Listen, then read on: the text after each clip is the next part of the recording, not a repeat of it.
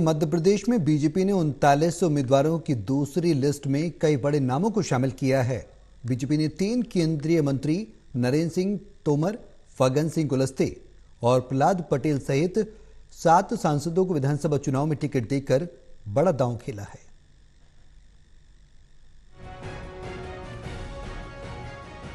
मध्य प्रदेश में बीजेपी ने 39 उम्मीदवारों की दूसरी सूची जारी कर बड़े नामों को उतारकर चौंका दिया। अपने उम्मीदवारों की इस दूसरी लिस्ट में बीजेपी ने 3 केंद्रीय मंत्री नरेंद्र सिंह तोमर, फग्गन सिंह कुलस्ते और प्रहलाद पटेल सहित 7 सांसदों को विधानसभा चुनाव में टिकट देकर बड़ा दांव खेला है।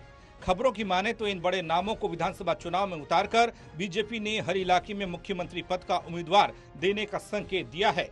बीजेपी की रणनीति है कि ये बड़े चेहरे आसपास के जिलों की सीटों को भी प्रभावित करेंगे। इसका फायदा बीजेपी के बाकी उम्मीदवारों को भी मिलेगा। भारतीय जनता पार्टी की महाविजय को सुनिश्चित कर दिया है।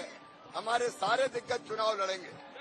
परेशान तो कांग्रेस है, परेशान है, कुछ समझ में नहीं आ रहा उनको को हो क्या रहा है, इसलिए बौखलाहट में ऐसी बातें कर रहे हैं।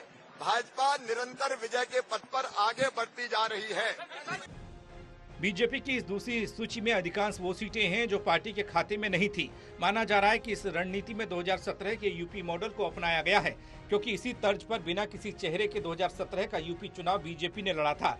तब यूपी के कई नेता अपने अपने इलाके में खुद को सीएम पद का उम्मीदवार बताकर जनता के सामने मैदान में थे, जिसके चलते यूपी में बीजेपी को बड़ी जीत मिली थी। इसके बाद हरियाणा विधानसभा चुनाव में भी बीजेपी ने यही रणनीति अपनाई थी।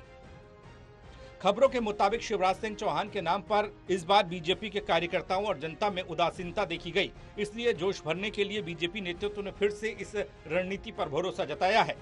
ये भी माना जा रहा है कि शिवराज सिंह चौहान ने बीजेपी के केंद्रीय नेतृत्व से अपनी सीट बदलने का अनुरोध किया है।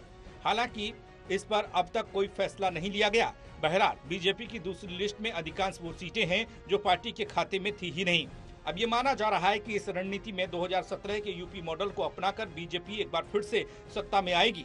सूत्रों की माने तो शिवराज सिंह चौहान के नाम पर इस बार बीजेपी के कार्यकर्ताओं और जनता में उदासीनता को देखते हुए ये फैसला लिया गया है। National desk report, total news.